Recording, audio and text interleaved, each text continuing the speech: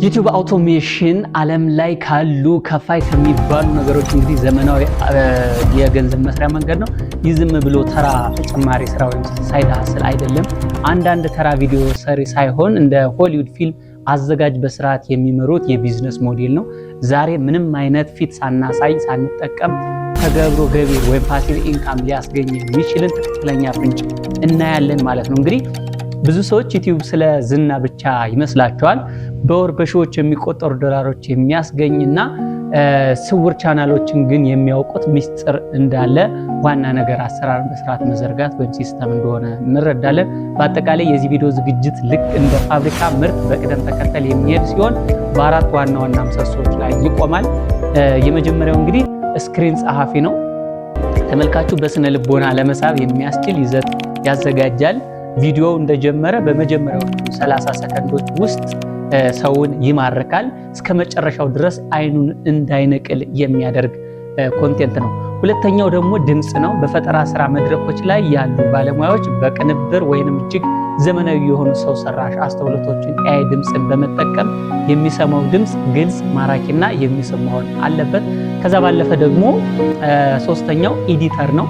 የዚህ ስራ ምስሎችን ማገጣጠም፣ የተመልካቹን ትኩረት መጠበቅና ተለዋዋጭ ጽሁፎችን፣ ተስማሚ የሆነ ተንቀሳቃሽ ምስል ቪዲዮ ፎቶችን፣ ለስላሳ ንግግሮችን ወይም ደግሞ ስልኮችን እንዲወጡ አጉልቶ የሚሰራ ያደርገዋል ማለት ነው። እንግዲህ ሌላኛው ወርቃማው ህግ የሚባለው CPM ወይም ደግሞ CTR ማቆየት ወይም ደግሞ ሪቴንሽንን መያዝ ነው።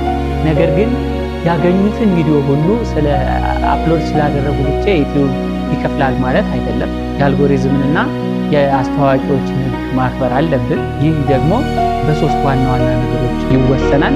የመጀመሪያው ህግ እንደሚባለው ከፍተኛ የሆነ CPM ይዘቶች ላይ ማተኮር ነው። ሁሉም ቪዲዮዎች እይታ እኩል ዋጋ የላቸውም። ለምሳሌ ስለ ጌሚንግ ቪዲዮ ቢሰሩ አስተዋቂዎች የሚከፍሉት ጥቂት ሳንቲም ማለት ነው።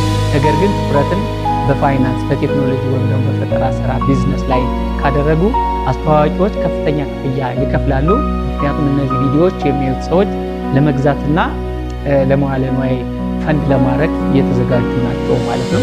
ሁለተኛው ወርቃማ ህግ ደግሞ CTR ወይም ደግሞ ክሊክ ስሩ ሬት ቀመርን መቆጣጠር ነው። CTR ማለት እንግዲህ ሰዎች ቪዲዮውን አይተው የመጫን ምጣኔያቸው ነው ማለት ነው። ተብኔላችን ወይም ደግሞ ርዕሳችን ከፍተኛ ጉጉት የሚፈጥሩ ከሆነ ቪዲዮዎች ሳይታዩ ይጠፋሉ። ሰዎች ሳይጫኑት በፊት ታሪኩን የሚናገር ተብኔል በማዘጋጀት የCTR መጠናችን ከ6% እና ከዛ በላይ እንዲሁም ማድረግ በጣም ወሳኝነት አለው ማለት ነው። ሶስተኛው ወርቃማ ህግ በዩቲዩብ አውቶሜሽን ጊዜ የመጀመሪያዎቹ 30 ሰከንዶች መጠበቅ። ይህ አቨሬጅ ቪው ዱሬሽን ወይም ደግሞ አማካይ የመመልከቻ ጊዜ ይባላል። በመጀመሪያዎቹ 30 ሰከንዶች ውስጥ ከተመልካች ከግማሽ በላይ ካጡ የዩቲዩብ ቪዲዮዎች ለሌሎች ማሳየት ያቆማል።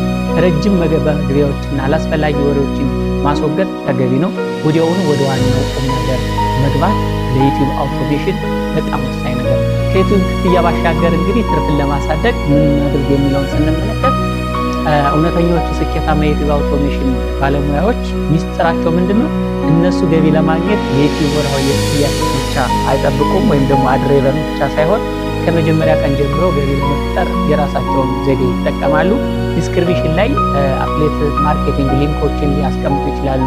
ቲፕና ትሪኮችን ሊሆኑ ይችላሉ። ስፖንሰርሺፕ ስምምነቶችን በማድረግ ወይም ደግሞ የዲጂታል መጽሐፍት ስልጠናዎችን በቀጥታ ለተመልካች በመሸጥ ጥቂት ግን ታማኝ ተመልካች ያለው ቻናል በሚሊዮን የሚቆጠር ተራ እይታ ካለው ቻናል በላይ ከፍተኛ ሁኔታ ለትርፍ እንደሚያድላቸው ይታወቃል ማለት ነው። እንግዲህ የዩቲዩብ አውቶሜሽን በአንድ ጀንበር የመበልጸጊያ መንገድ አይደለም። ሁላችንም እንደምናውቀው በሂደት የሚያድግ ሊደገም የማይችል የረጅም ጊዜ የዲጂታል ሀብት ነው ማለት ነው። እንደ መዝናኛ ካዩት የመዝናኛ ያህል ይከፍላል፣ እንደ ቢዝነስ ካዩት ደግሞ የቢዝነስ ያክል ይከፍላል ማለት ነው። ዩቲዩብ አውቶሜሽን የመጀመሪያው ፌስለስ ቻናል እንዳይጀምሩ ምን እንዳገተውት ከታች ባለው የኮሜንት ሊንካችን ያስቀምጡ። ሰብስክራይብ በማድረግ የቻናላችን ፋሚሊ ይሁኑ። አብራችሁን ስለነበራችሁ ከልብ እናመሰግናለን። መልካም ቀን